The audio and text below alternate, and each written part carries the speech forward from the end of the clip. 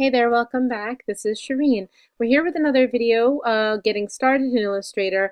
We're moving along. This is a little bit more intermediate now because by this point, I think I still have it open, we've created our very first more complex flat. We've got our garment details such as stitch lines. We have used brushes to create that rib. We've used symbols to create buttons, and we've even made our first masks by creating those collars. So when we're able to kind of have all of those elements together, we've got our flat. So as you can see here, I have my flats that I created for another project.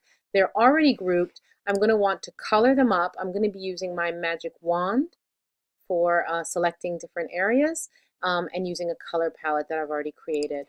You'll notice too here I've used my stroke profiles, a variable with stroke profiles to create some of these energy lines. And once again, just to kind of show you really quickly what that looks like, again, here is a regular stroke with a consistent 1 or 2 point weight. And then here is where we find our variable width profiles, and we're able to kind of use some of these defaults already if we choose. So here's one that goes from thin to thick to thin, and that's how I created some of these effects.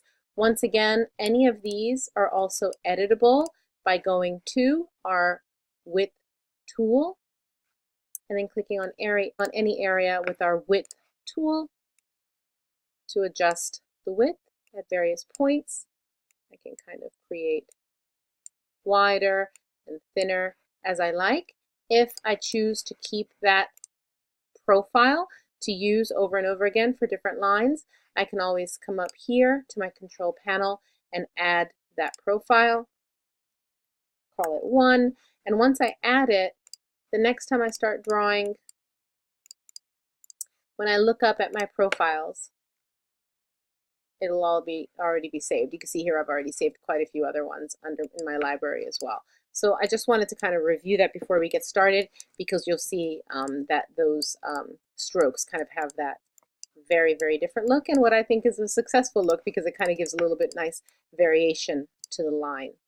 Okay, so now we're going to get started. I'm going to go over to my swatches panel to start to open up my color palette.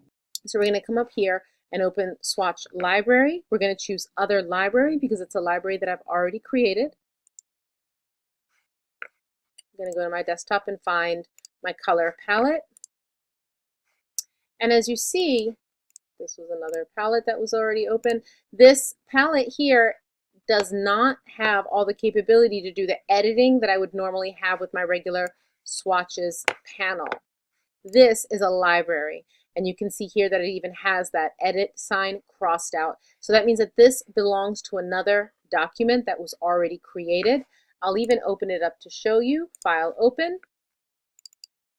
That document was already created. The chips are here, and my colored chips have been saved and named.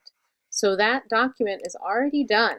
When I want to be able to access those colors for any other document to work with them, I go to the side of my panel, open Swatches Library, and pull up that library. That same functionality works for swatches and brushes and symbols, which is really great. So you create them once and forget about it because you can use them over and over again, and they're just saved as libraries. Anytime that I need to edit, for example, any of these colors here, I would have to go back to that original document, make the edit, and then next time I open the library, that would be updated. So I've got my colors, I've got my swatches. Let's get started.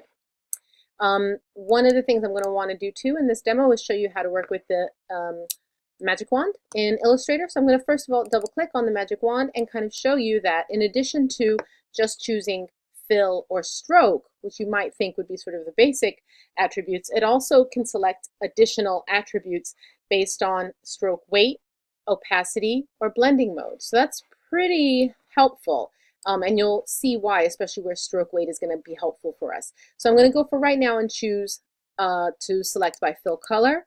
I'm going to choose no tolerance because I just want it to just work with the color as I sample it, so as I select it. So I'm going to go ahead and choose, for example, for this dress, all of the areas of the dress that are this color gray, it shows up in my fill. Let's make this dress ultramarine, shall we? So we'll go ahead and choose ultramarine. I'm going to choose the back of my dress. I'll choose ultramarine. Actually, well, now that same gray is popping up in the other flats as well. So let me actually show you what my hack would be actually. So two ways. I could either select the other objects and go Object Lock, lock the selection. So I could either just lock those down, and then that way now they're not being selected. Or another thing maybe that I could go ahead and do is I could choose to just put them on their own layer.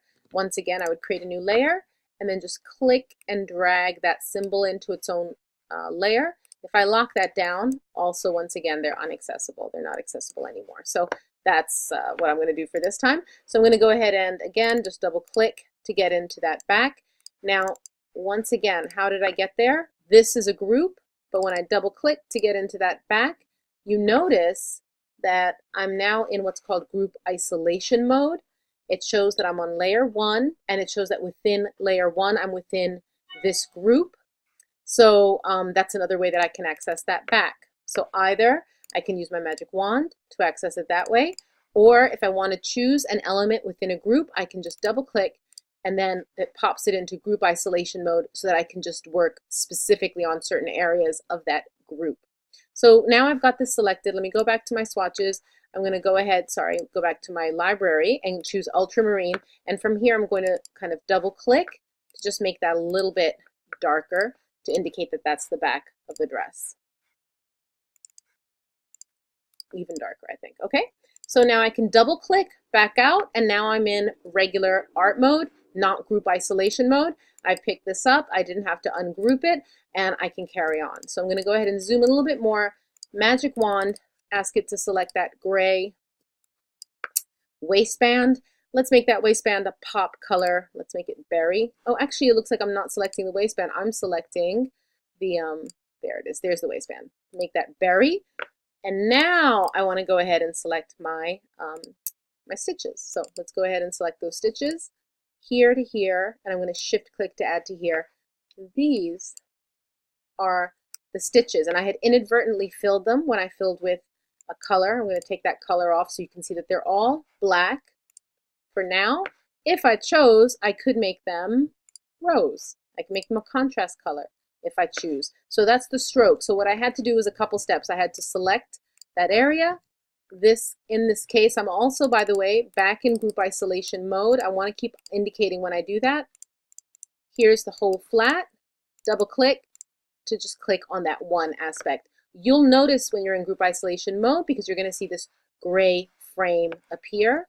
I'm going to shift click to add so that I pick up all of my stitches. This stitch was done with an effect actually called blend, with the blend tool, but you might have several rows of stitching. Whatever you're stitching, select the garment detail of your choice and go ahead, and if it's just a stroke only, in the case of a stitch, you're going to have to move from fill to stroke. So stroke has to be active when we're working with stroke.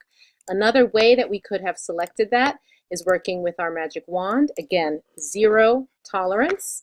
And with magic wand, I can come now, and then it's going to say, well, all of the stroke color is black.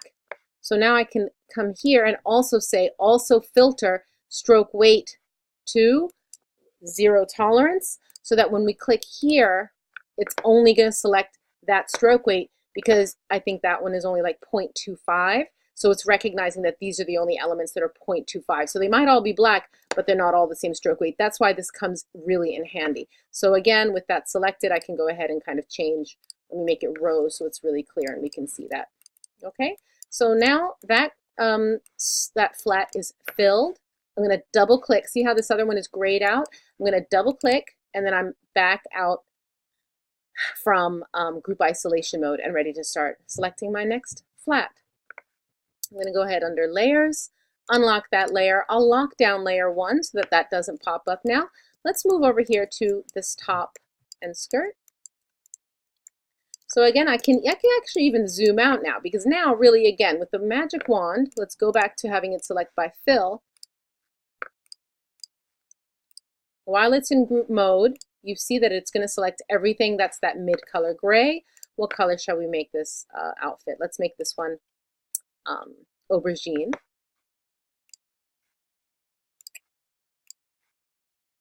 Okay, and now I think the waistband, I want to make this waistband. Oh, the waistband and the lining are the same color. So let's go ahead and make that C. Okay. And now this one, for this back, I'm actually going to make the rest of this as well C. But this back piece we need to make darker. So I'm going to go into group isolation mode, double click, I'm in group isolation mode, select just that back, and I'm going to make that darker. I double click on the fill, make that darker so that when I double click to exit isolation mode, you can see now that I have my flat filled. Okay. If I want to go ahead and set myself up for another colorway, I would just duplicate my flat. And again, two choices. I could either kind of select the other one and object lock, or Command 2 to lock it down and keep it out of the way. I think I'll do that this time. So last time I just put it on its own layer, and this time to keep it out of the way, I'm just going to lock it down. So it's locked, and so no matter what now, I can kind of start working with this second option, and it's not going to hinder me. So I'm going to go ahead now again with my magic wand, select all the areas that are right now aubergine. Let's make those pistachio. And the areas right now that are C, that blue, let's go ahead and make those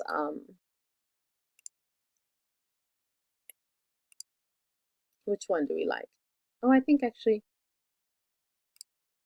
yeah, let's go ahead and go for, what's that color again? That one's called Dusk. I think Dusk is pretty nice. So when I select this one, first I'm going to make it Dusk.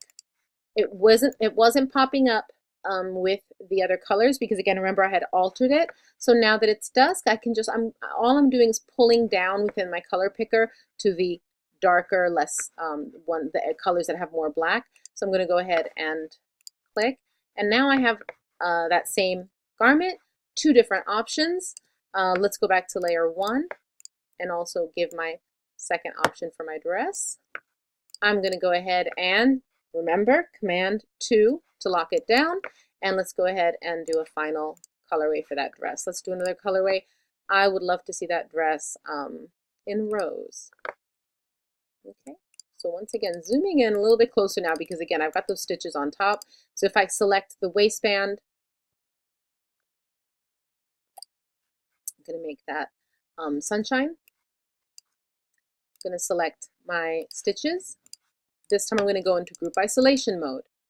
Double click, I'm in group isolation mode. You can see that everything's grayed out.